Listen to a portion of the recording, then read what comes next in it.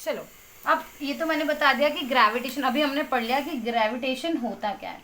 अब ग्रेविटेशन क्या होता है ये तो हमने अभी हिंदी में मैंने आपको समझाया। अगर मुझे इसको डिफाइन करना इंग्लिश में तो मैं क्या लिखूंगी? इसके लिए हम लिखेंगे एवरीथिंग या every object, everything in this universe, या फिर आप लिखो every object, every object in this universe attracts every other object with a force called gravitation। ठीक है, तो इस यूनिवर्स की हर बॉडी हर दूसरी बॉडी को एक फोर्स से अट्रैक्ट कर रही है, जिस फोर्स को हम कह रहे हैं ग्रेविटेशन। ठीक है, जैसे कि ये पेन है, ये दोनों पेन भी एक दूसरे को अट्रैक्ट कर रहे हैं, ये पेन इस पेन को अट्रैक्ट कर रहा है, ये पेन इस पेन को अट्रैक्ट कर रहा है, और वो भी सेम फोर्स से एक दूसरे को अट्रैक्ट कर रहे हैं, पर ऑपोजिट। ठीक है, ऑपोजिट डायरेक्शन में, ये ऐसे अट्रैक्ट कर रहा है, ये ऐसे। तो दोनों बॉडी एक दूसरे को अट्रैक्ट कर रही है एक फोर्स से, जिस फोर्स को हम कह रहे हैं ग्रेविटेशन। पर वो ग्रेविटेशनल फोर्स की वैल्यू बहुत ही ज्यादा कम होती है।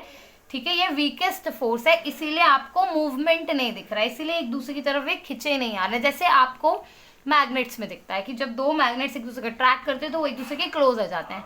पर ग्रेविटेशन में भी क्या होता है, ये दोनों एक दूसरे को अट्रैक्ट कर रहे हैं, पर जो ग्रेविटेशनल फोर्स है वो बहुत वीक है, इस वजह से ये लोग एक दूसरे के क्लोज नहीं आ रहे हैं, पर अट्रैक्ट जरूर कर रहे हैं। ठीक है, तो ये थी ग्रेविटेशन की definition. Every object in this universe attracts every object in this universe attracts every other object with a force called gravitation। ठीक है, अब देखिए ये ग्रेविटेशन की रिक्वायरमेंट क्या है, ये ग्रेविटेशनल फोर्स लगता कब है, तो इस ग्रेविटेशनल फोर्स लगने के लिए क्या रिक्वायरमेंट चाहिए, ये ग्रेविटेशनल फोर्स एक्ट कब करता है।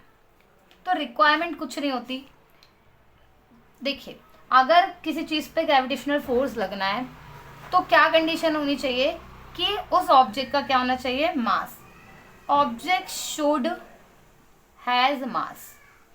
इसका मतलब क्या है, दुनिया में हर ऑब्जेक्ट जिसका मास है उस पर ग्रेविटेशनल फोर्स एक्ट करेगा।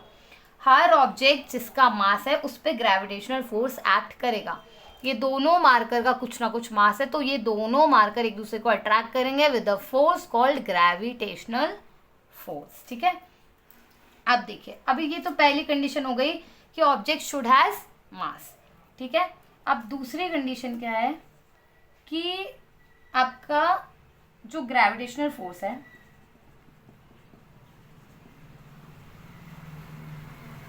Is always attractive. ये हमेशा कैसा फोर्स है, ये अट्रैक्टिव फोर्स है, ये एक दूसरे को अट्रैक्ट ही करेगा। ठीक है, ये अट्रैक्टिव फोर्स है।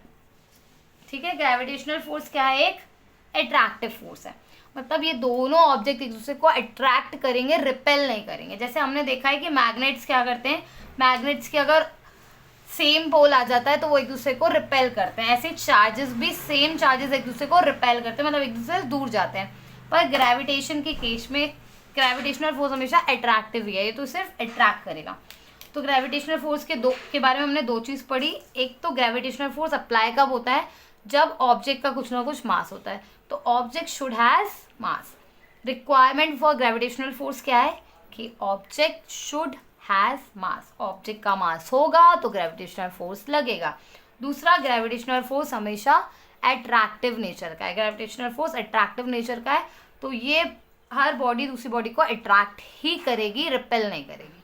ठीक है, तो ग्रेविटेशनल फोर्स क्या है, एक अट्रैक्टिव फोर्स है।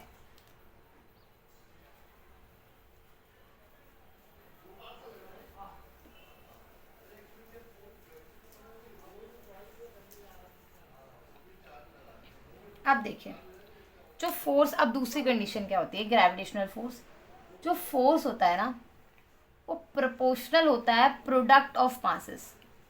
प्रोडक्ट ऑफ मासेस मतलब जो जिन दो बॉडी पे ग्रेविटेशनल फोर्स लग रहा है, मान लीजिए एक ये बॉडी है और एक ये दो बॉडी है। ठीक है, ये दो बॉडी है और इन दो बॉडी पे ग्रेविटेशनल फोर्स की वैल्यू निकालनी है, हमें पता करना है इसमें ग्रेविटेशनल फोर्स कितना फोर्स लग रहा है।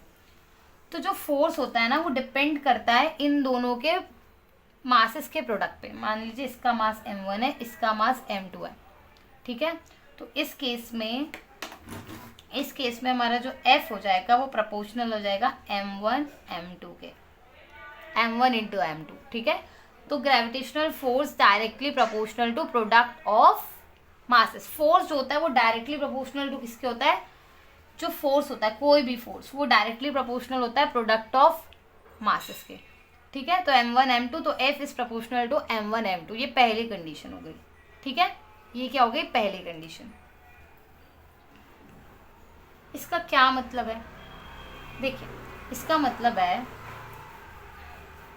कि अगर देखिए पहले इसका मास था m1, इसका मास था m2, ठीक है।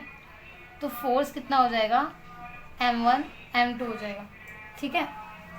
अब अगर मैं यहाँ पर दो बॉडी रख दूँ, यहाँ पे एक और बॉडी आ गई सेम मास की, ठीक है, एक और बॉडी आ गई, यहाँ दो बॉडी हो गई। देखिए पहले ये एक बॉडी, ये दूसरी बॉडी, ठीक है। इसका मास 1 kg, इसका मास 1 kg, तो फोर्स कितना हो जाएगा 1 kg इंटू 1 kg, तो कितना हो जाएगा ये, इसका फोर्स हो जाएगा 1 न्यूटन हो जाएगा, ठीक है।